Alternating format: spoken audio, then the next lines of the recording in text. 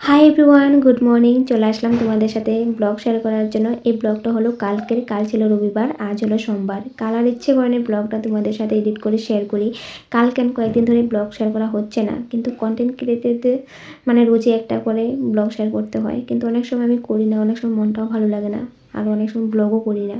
তো অনেক সময় করি, ব্লগ জমে থাকে, ইচ্ছে করে না এডিট করতে। তো আজও ইচ্ছে করছিল না, তবুও আমি ভাবলাম না এডিট করে শেয়ার করি, কী শেয়ার করবো আর রিলস তার কত শেয়ার করবো। রিলস এখনও অনেক আছে, অনেক মানে এক এক করে শেয়ার করলে আর শেষ হবে না। তারপর ভাবলাম না আজ এডিট করে তোমাদের সাথে শেয়ার করি। ব্লগটা কালকে ছিল, তো কাল তাড়াতাড়ি সকালবেলা ঘুম থেকে উঠে রান্নাঘরে চলে যায়, ব্রেকফাস্ট বানিয়ে বাবাকে দিয়ে আমরা সবাই খাই, বাবা কাজে চলে যায়। তারপর আমার মেজো ভাই ব্রেকফাস্ট করে মেডিসিন খেয়ে ঘুমিয়ে থাকে, কারণ ওর শরীর অনেক খারাপ, অনেক শরীর ব্যথা জ্বর, তো ঘুমিয়ে আছে। তো আমার ছোটো ভাই আর আমি কাজকর্ম করছিলাম। তো কাজকর্ম মানে ঘর দুয়ারগুলো ক্লিন করে গুছিয়ে গেছে, মুছে ঝাড়ু দিতে দিতে প্রায় হয়ে যায় 9:30। তো ভাই বলছে উঠানটা আমি ঝাড়ু দিয়ে দিই। কাজের দিদিও আসেনি আজ, চিন্তা করো।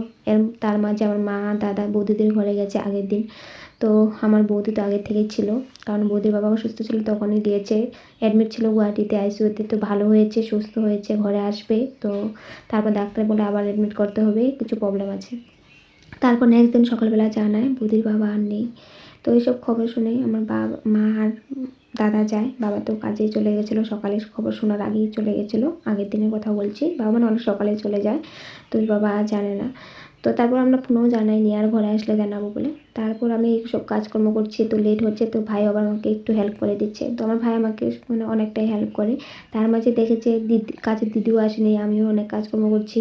তো আমার জেঠিমণি বললো ঠাকুর সেবাটা আমি দিয়ে দেবো। বললাম ঠিক আছে দিয়ে দাও। তো জেঠিমণি তো সস্তিনী নিয়ে রেখেছে, তো মানে পুজো পালে এসব করতে জেঠিমণির ভালোই লাগে, তাই পুজো দিচ্ছে। তো ফুল তুলে এনেছে ঘর থেকেও, আবার আমাদের ঘর থেকেও তুললে এখন পুজো দিচ্ছে। তো এখন আমি রান্নাবাড়া করতে যাব, ভাবলাম যে রান্নাবাড়া কী কী করি ওটাও তোমাদের সাথে সিম্পল করে শেয়ার করব, বেশি লং করবো না, ব্লগটা শর্টকাট করে তোমাদের সাথে অল্প শেয়ার করে দিই। তারপরে ভাত বসিয়ে দিয়েছি, আর ডালের জন্য জল বসিয়েছি। আর মানে ভর্তা শাক আছে, ভর্তা শাকটা বেগুন দিয়ে বানাবো। তারপরে সবজি আছে, নিরামিষ সবজি করব, আর স্যালাড রেডি করব। তো এইসবই রান্না বাড়া তোমাদের সাথে শর্টকাট করে একটু শেয়ার করে দিয়ে ভাবলাম। তো ডালটা হয়ে গেছে, ভাত তো হয়ে গেছে, নামিয়ে নিয়েছি। তো পাত পাতা ভর্তা শাক সবজি, নিরামিষ সবজি করবো, সবজিগুলো দিয়ে। আর স্যালাড, ডাল স্যালাড নিরামিষ সবজি আর ভর্তা শাক। কথা বলতে ইচ্ছে করছে না, উল্টো পাল্টো কীভাবে জানি বলছি জানি না।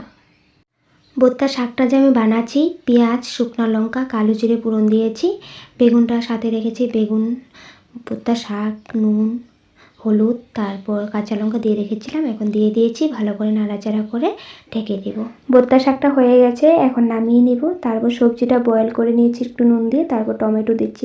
পুরনে আমি 5 ফোড়ন দিয়েছি, তারপর শুকনো লঙ্কা দিয়েছি, তারপর জিরার গুঁড়ো আর কাঁচা লঙ্কাটা আমি পেস্ট করে দিয়েছি, আর তেজপাতা দিয়েছি, হলুদ নুন তো দিতেই হবে, দিয়েছি। এখন একটু মশলাটা কষিয়ে নিচ্ছি, তারপর দিয়ে দিব সবজিটা। এখন দিয়ে দিচ্ছি সবজিটা, ভালো করে নাড়িয়ে চাড়িয়ে মশলাটা রেখে দিই। এখন অল্প চিনি দিচ্ছি, ভালো করে নাড়িয়ে চাড়িয়ে একটু টাইমের জন্য ঢেকে রেখে।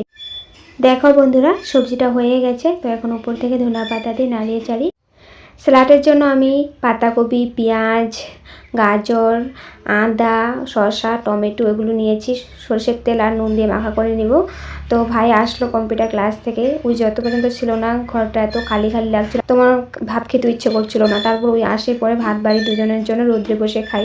তারপর মা ফোন করলো, দাদাও ফোন করলো, বৌদিকে নিয়ে আসবে আছে, তো আসবে, স্নান করতে হবে, ইভিনিং হয়ে গেছে। ঠান্ডা জল দিয়ে তো স্নান করা যায় না, তো ঠান্ডা পড়ে গেছে, ঠান্ডা লেগে যাবে, তো স্নান করছে বারবার। তার মাঝে তো বৌদি প্রেগনেন্ট জানোই, তার জন্য ভাই এখানে গরম জল বসিয়ে দিয়েছে। খড়িগুলো তো রেডি করে রেখেছিল, জেঠিমণিও এসেছে, মাঝে জেঠিমণি বলছিল যে এখানেই গরম জল করে নিতে পারবে, দিতেও সুবিধা হবে। তারপর আসবে জল দিব। তো আজ ব্লগটা এখানে রাখলাম, ভালো লাগলে লাইক শেয়ার করো।